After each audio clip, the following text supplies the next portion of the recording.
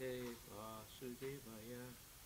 Om Namo Bhagavate Vasudevaya. Janmadyasya yato niriyati taratascha tesu abhikasvarat. Janmadyasya yatam vayaritarataschate swavigyasvara. Tene brahma hridaya adhikavaye niyati yat surayaha. Tejo varimrida jata vinimajo jatrati sargumrisya. Damna svena sada nirastatuhatam satyam param dhimahi. Dhamna svena sada nirasta kuhakam satyang param dhimahi. O my Lord, Shri Krishna, son of Vasudeva. O my Lord, Sri Krishna, son of Vasudeva. All pervading personality of Godhead. O all-pervading personality of Godhead. Offer my respectful obeisances unto you. I offer my respectful obeisance unto you. I meditate upon Lord Shri Krishna because he is the absolute truth. I meditate upon Lord Shri Krishna because he is the absolute truth. And a primeval cause of all causes. The primeval cause of all causes. Of the creation, sustenance, and destruction of the manifested universes. Of the creation, sustenance, and destruction of the manifested universes. He is directly and indirectly conscious of all manifestations. He is directly and indirectly conscious of all manifestations. And he is independent because there's no other cause beyond him.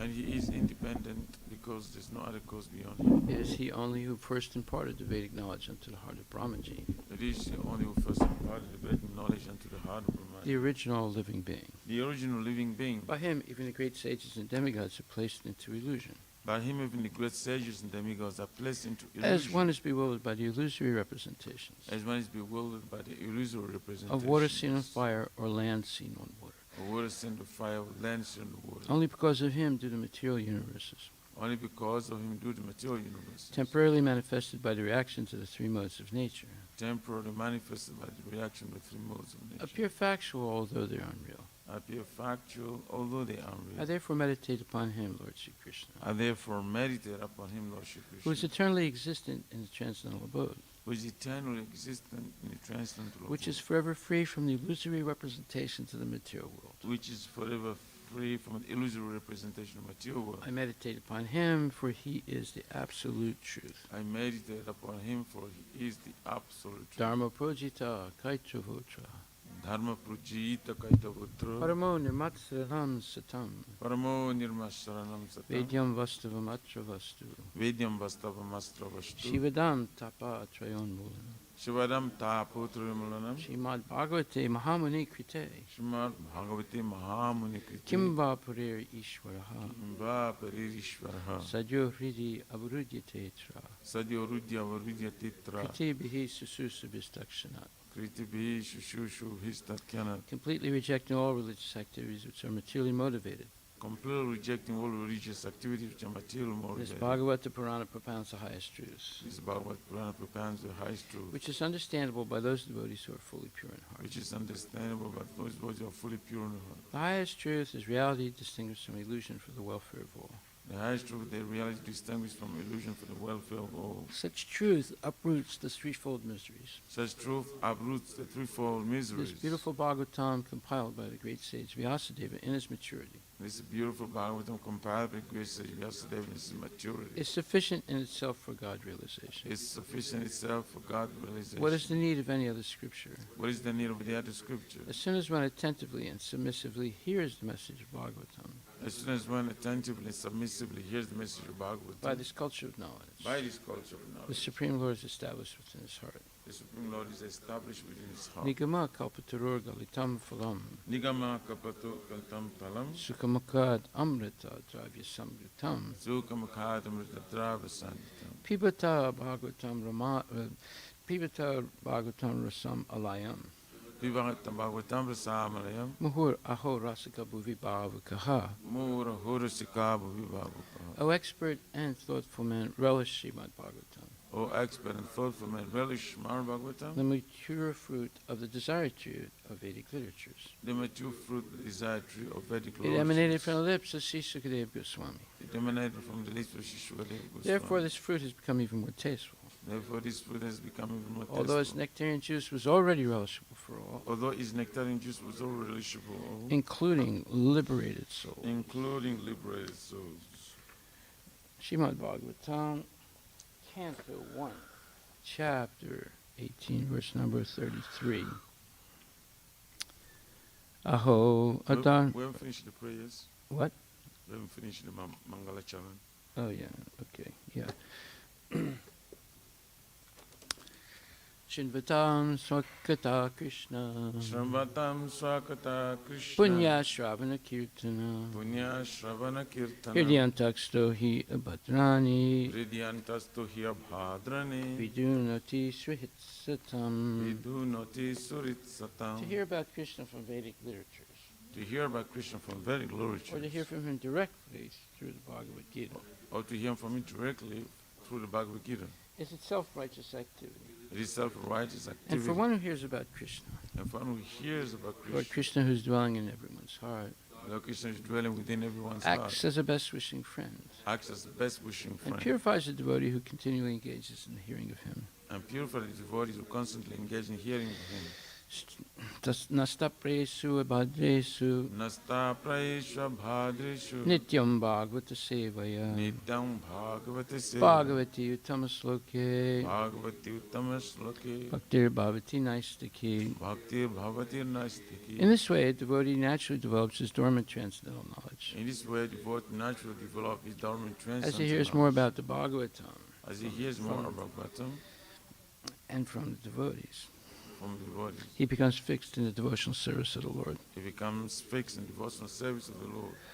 Tadarajastamo bhava Tadarajastamo bhava kamalobhadayaschaye Kamalobhadayaschaye cheta itar navidam Chita itaranavidam stitvam sattve prasidati. Stitam sadve prasida. By development of devotional service, By development of devotional service, one becomes free from the modes of passion and ignorance, one becomes freed from the modes of passion and ignorance. and thus material lust and avarice are diminished. And thus material lust and avarice are diminished.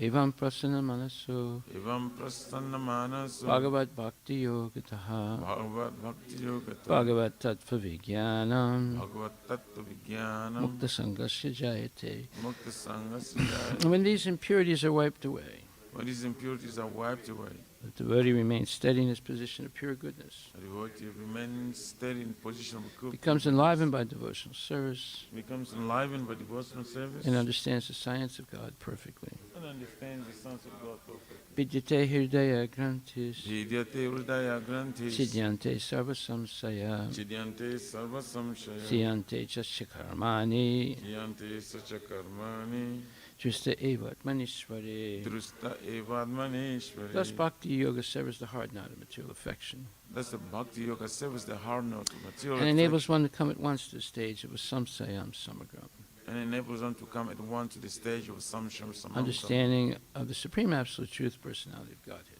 understanding of the supreme absolute true personality of Godhead. Therefore, only by hearing from Krishna or from his devotee Therefore, only by hearing from Krishna or from his devotees in Krishna consciousness in Krishna consciousness can one understand the science of Krishna. can one understand the science of Krishna. Srimad Bhagvatam, Canto 1, Chapter 18, text number 33.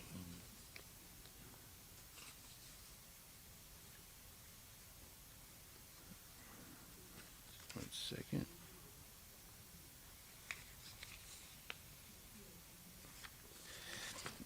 Aho adharma palanam Aho adharma palana pivyam bali bhujam iva Pivinam bali bhuja iva swamin yagaham yadasanam Swamyanyangam yadashanam dwarapanam sunam iva.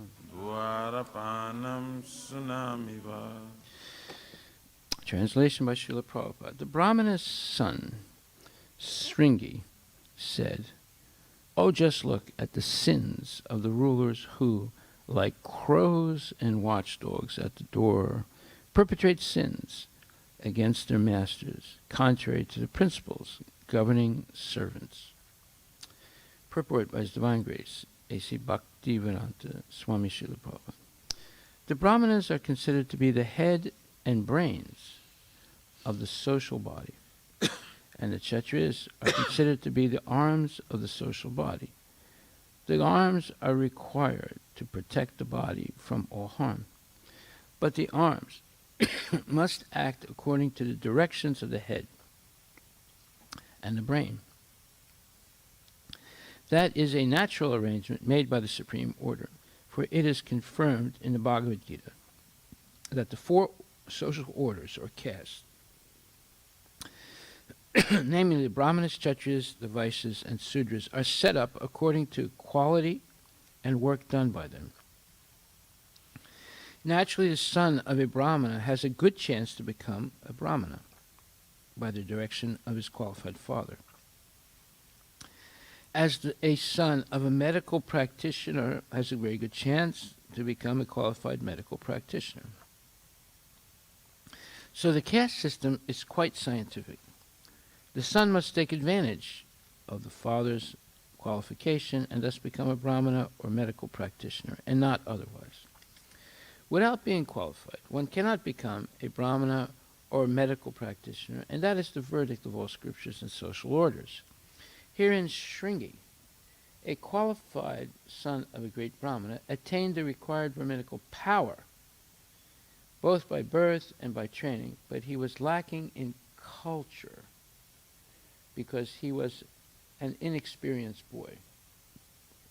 By the influence of Kali, the son of a Brahmana became puffed up by Brahminical power, and thus wrongly compared Maharaj Pariksit to crows and watchdogs. The king is certainly the watchdog of the state in the sense that he keeps vigilant eyes over the border of the state for its protection and defense. But to address him as a watchdog is the sign of a less cultured boy. Thus, the downfall of the Brahminical powers began as they gave importance to birthright without culture. The downfall of the Brahmana caste began in the age of Kali. And since Brahmanas are the heads of the social order, all other orders of society also began to deteriorate. This beginning of Brahminical deterioration was highly deplored by the father of Shringi, as we will find. Srila Prabhupada ki jai. So now these are two purports where Prabhupada is talking about, in the previous purport, Brahmana injustice, and now he's talking about the beginning of Brahminical deterioration. So it's a fact. It's a fact that in Kali Yuga, many Brahmanas who have the title of Brahmanas, who function like Brahmanas by performing ritualistic activity, but are not really qualified. They're qualified by saying mantras, but they're not qualified by the culture of a Brahmana. So this is a big point, the difference between technical proficiency and culture.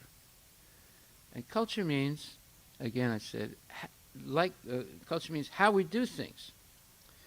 So that culture is based on, in the 13th chapter, 8th to 9th verse, Manidvam, Adamidvam, Ahimsa Santirajyavam.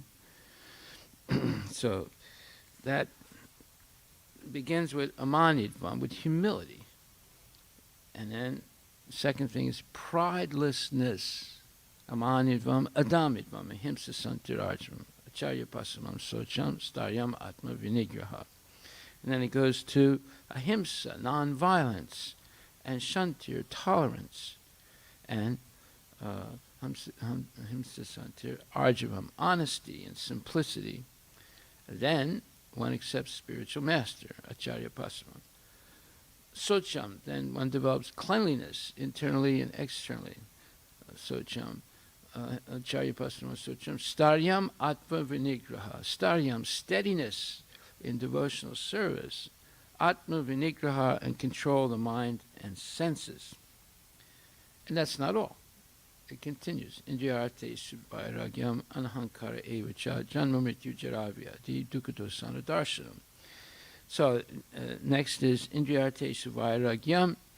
You have control of the senses, and Vairagyam means that one does not, one is renounced and is austere, and anahankara, one does not have false ego, and janma mrityu jara vyadi dukkha dosana darshanam, and one understands the fault of birth, death, old age, and disease. And then asaktir anavismamga putradara digrahadesu nityam cha samachitatva istanistupa padisu. So this continues. The asaktir, one is not entangled, or freedom on, one is detached. Asaktir anavismamga, and there's freedom from entanglement with family, in other words, children, wife, home, and the rest, well, relatives and so forth. Therefore, the wife, the husband, children, and home and relatives and the rest. So that doesn't mean one gives these things up, but one develops detachment while doing all these things, and when the right time comes, there's no hesitation in giving them up completely. Right? And then after that, then you have the even-mindedness amid pleasant and unpleasant events. So this is all the culture. And then after that, there's detachment from the general mass of people, aspiring to live in a solitary place, and also completely dedicated to devotional service, and understanding the importance of self-realization and the philosophical search for the absolute truth. All this is culture. It's how you do things. And culture based on knowledge. So we need to develop this culture, not simply have technical proficiency. The technical proficiency without this culture will lead to demoniac life. Or, as it says here, the Brahminical deterioration. Now, Sringi's father, Samika Rishi, understood this, but the son didn't understand. Now, is it the fault of the father? That's an interesting point. Well, first of all, children are not supposed to take initiation from their father or mother. They're supposed to have now, just like Bhaktivinoda Thakur, his son, Bhaktisiddhanta Saraswati Thakur, did not take initiation from his father. His father told him to take initiation from Gorkishore Babaji. Although he accepted his father as a Sikha guru, but he accepted to be trained in the culture of Krishna consciousness by his initiating Diksha Guru, Gorkishore Babaji, who trained him in the culture of Krishna consciousness. So that's important, because family relationships sometimes is too close to be objective, whereas when there's some little bit of distance, there's more objectivity. It doesn't mean that Bhaktivinoda Thakur wasn't a pure devotee. It just means that sometimes it's difficult to be completely objective when there's some bodily connection. But anyway, Sikha Guru and Diksha Guru are equal, so he equally accepted Gorkishore Babaji and his father, Bhaktivinoda Thakur, as his gurus. Okay, so this beginning of this deterioration of Brahminical culture is a serious thing, because there's what you call trickle-down effect. It trickles down to all the varnas and all the ashramas by that deterioration. And what is that deterioration? Well, when a person becomes very proficient technically, there's a possibility, if they're not trained properly in the culture of Vaishnavism, they become puffed up. So, as they say in Greek, tradition of drama and tragedy, who the gods want to destroy. First, they make them proud. So pride, false pride, is a very dangerous thing, and it'll lead to all other bad qualities like envy, hatred, and so forth. So one has to be trained not only to be materially and mechanically or technically expert, but also to be cultured. That's why Prabhupada does not call Krishna consciousness a religion. He calls it culture. So culture and religion, what is the difference? Religion, you often have what's called dogma, a set of principles that people have to follow rigidly, and oftentimes it leads to, if there's no culture, it becomes fanaticism. See? So philosophy without religion can be complete speculation. Religion without philosophy can be fanaticism.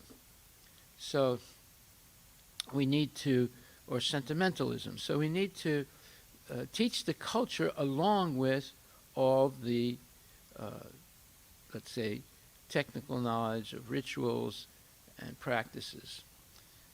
Like, for example, one may decide to become very austere, and because of that, they become proud, like Durvasa Muni.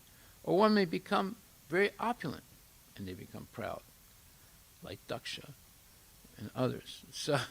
So without the culture, there's one achieves an extreme position that is detrimental to actual advancement in spiritual life.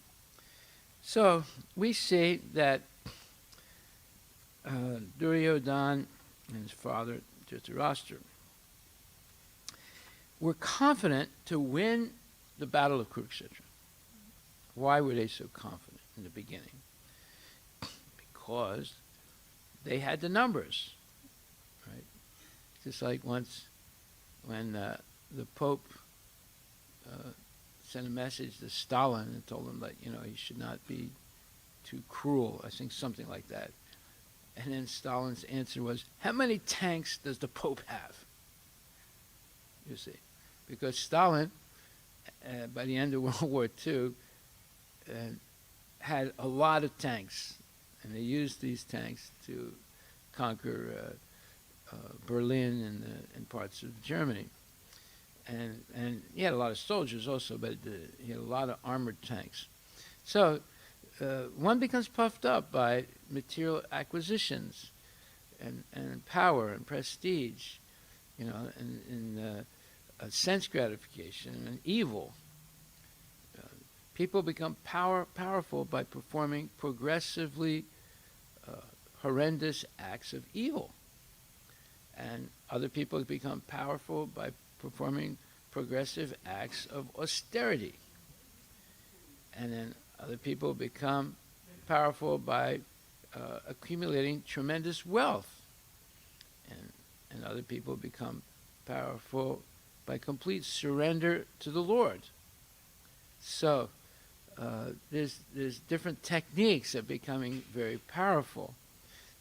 But without the culture of Krishna consciousness, one can fall down because of that accumulation of power. So, therefore, Prabhupada explains in the Srimad Bhagvatam, 1st Canto, 9th chapter, 22nd verse, he says, it's a verse spoken by Bhismadev, and he says, yet despite his being equally kind to everyone, he's talking about Krishna, he has graciously come before me while I am ending my life, for I am his unflinching servitor. Wow, people say, what? He was shooting arrows at Krishna and wounding him, and seemingly blood came out of his body. How can you say he's his most unflinching servitor? Well, because he was always affectionately thinking of the Lord his whole life. And he was a pure devotee. And in the purport, Prabhupada says, the Supreme Lord, the absolute personality of Godhead, Sri Krishna, although equal to everyone, is still more inclined to his unflinching devotee, who is completely surrendered and knows no one else as his protector and master.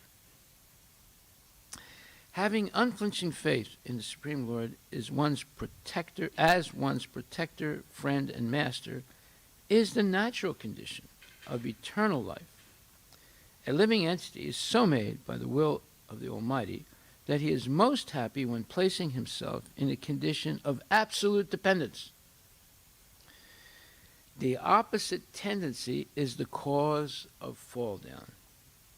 The living entity has this tendency of falling down by dint of misidentifying himself as fully independent to the Lord, fully independent to lord it over the material world. The root cause of all troubles is there in false egotism. One must draw towards the Lord in all circumstances. So, by the accumulation of power, whether it's through acts of evil, through knowledge, through renunciation, or even through devotional service, can be detrimental if one does not have the culture of Krishna consciousness. One can have the knowledge of Krishna consciousness, but maybe not the full culture of it. Of course, if you're Krishna conscious, that implies that you have the culture also. But what is that culture? It's a culture, now we're going to be very specific about it, complete dependence on the Lord. Now, that's not an easy thing when you're living in the material world, because in the material world, many people, or most people, are intoxicated by a feeling of independence. And dependency is considered a negative thing. It's just like America was founded by pilgrims who came here looking for religious freedom from the persecution. Christians were persecuting other Christians who were not of their particular brand of Christianity. So people were willing to risk their lives, cross the Atlantic Ocean, which is not an easy thing. Even today, it's not an easy thing. The Atlantic Ocean is very turbulent. Look what happened to Prabhupada. He got seasick right away. He had 2 heart attacks trying to cross the Atlantic Ocean. Right? So imagine 500-600 years ago trying to cross the Atlantic Ocean. And then when you get to the destination, there's nothing there except forests and wild animals and Indians, some of them who are maybe friendly and some of them who are antagonistic. They might kill you because they don't know who you are or what you are. So they did that all because they wanted religious freedom. And once they got here, many of them died the first year or two because they had to fend for themselves. There was no Costco, there was no Walmart, there was no this thing, that thing. Nothing, no pharmacy, nothing. And they brought seeds with them. But of course, if they landed in the wintertime, they couldn't plant the seeds. So how were they going to live? Well, they had to live by hunting or just foraging for herbs or things in the forest. And then accepting some generosity from the natives, the native Indians, who may have helped them a little bit. Or they might have had to fight with the native Indians because they were antagonistic. They didn't know who they were, who these new people were. So you see, they were willing to risk everything, and they were religious people. And they prayed on the ship to arrive at the destination, prayed when they got off that they got there safely. They prayed that they could stay alive and find a means of sustenance in this new world, starting from scratch with nothing. Right? Okay, so the opposite tendency of placing oneself in a condition of absolute dependence is the cause of fall down. The idea that misidentifying oneself as independent. Well, you get help to misidentify yourself as independent by modern education and modern philosophy, just like the modern existentialist philosophers like Albert Camus and Jean-Paul Sartre and other French and English and German philosophers. They're all saying that you are independent, that you can't depend on any God. Even if there is a God, he's not involved with the material world. The material world is governed by laws and natural laws, and therefore it's like a jungle. The big fish eats the little fish, and therefore you have to be heroically independent. But this is a bunch of nonsense. But yet they use big language, and foolish people believe it. And they think that they are independent even if there is a God. And if there isn't a God, obviously you're independent, right? So both ways, they're convinced to be independent. So the living entity has this tendency of falling down by dint or by virtue of misidentifying himself as fully independent to lord it over material nature. So material nature is for us to exploit. That's what most people think. So they exploit gold mines, and they exploit factories, and they exploit the internet, and they exploit this, and they exploit that. They exploit people. There's slavery. There's this, there's that. All about one person exploiting other persons, one person exploiting animals. One, like you have a chicken farm, you're exploiting the chickens. You have a beef farm, you're exploiting the cows. So this idea that people have free rein to exploit and take advantage of the material nature, it's the cause of fall down. The root cause of all troubles is there in false egotism. One must draw towards the Lord in all circumstances. The appearance of Lord Krishna at the deathbed of Bhismaji is due to his being, Bhismaji, an unflinching devotee of the Lord. Arjuna had some bodily relation with Krishna because the Lord happened to be his maternal cousin, but Bhisma had no bodily relation with Krishna.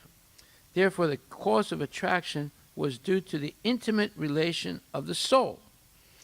Yet because the relation of the body is very pleasing and due to the intimate, very pleasing and natural, the Lord is more pleased when he is addressed as the son of Maharaj Nanda, the son of Yasoda, the lover of Radharani. This affinity by bodily relation with the Lord is another feature of reciprocating loving service with the Lord. Bhismadeva is conscious of the sweetness of transcendental humor, and therefore he likes to address the Lord as Vijaya Sake, Partha Sake, etc., exactly like Nanda Nandana or Yasoda Nandana. The best way to establish our relation in transcendental sweetness is to approach him through his recognized devotees. One should not try to establish the relation directly. There must be a medium which is transparent and competent to lead us to the right path. Well, up until the Protestant Revolution, that medium for the Christians was the Pope. But because of the deterioration of the papacy and corruption and things like that, a whole group of Christians revolted against the church and declared their independence of the Pope and independence of any intermediary. They said, we can go directly to God through the Bible. What happened? Instead of having one church, now they have hundreds and thousands of churches, all with different interpretations of the Bible. You see what happened? It opened the door, the Pandora's box, and giving everyone the opportunity to speculate. Because what did the Protestants do? They said, we reject the authority of the Pope. We don't accept that he is God's messenger in this world, and he has the absolute word, as the Catholics believe. And they said, we don't need any intermediary. We have the Bible, and we can just read the Bible and understand what it means. Well, yeah, there's one guy in the United States read the Bible, and it said, in the end times, they will dance with snakes, poisonous snakes. There's a verse like that in the Revelation of St. John. So he started a religion based on dancing with poisonous snakes. I'm not kidding you. You can look it up. You can look it up right now. That's in the southern states, North Carolina, South Carolina, down to Texas and places like that. And the pastor has a guitar, and he's strumming on the guitar, and they're singing some song. And then when a person feels that the Spirit of God has entered into them, they start dancing. And then there's a box on the dais where the preacher speaks from, and there's a box there, and the person dances around the box, and they're strumming on the guitar, and everyone's singing, and all of a sudden they open the box, stick their hand in, pull out a poisonous snake, a rattlesnake, and they start dancing with the rattlesnake. And even kids do this, right? And if you get bit by the rattlesnake, well, that means you didn't have complete faith in God, but they're not allowed to take the child or the person, the adult, to the hospital. They all sit around and continue singing. Either the person is revived or a person dies. You see it? What does it say? Let's read it out over here. This is very interesting. See? Speak into the microphone directly. See?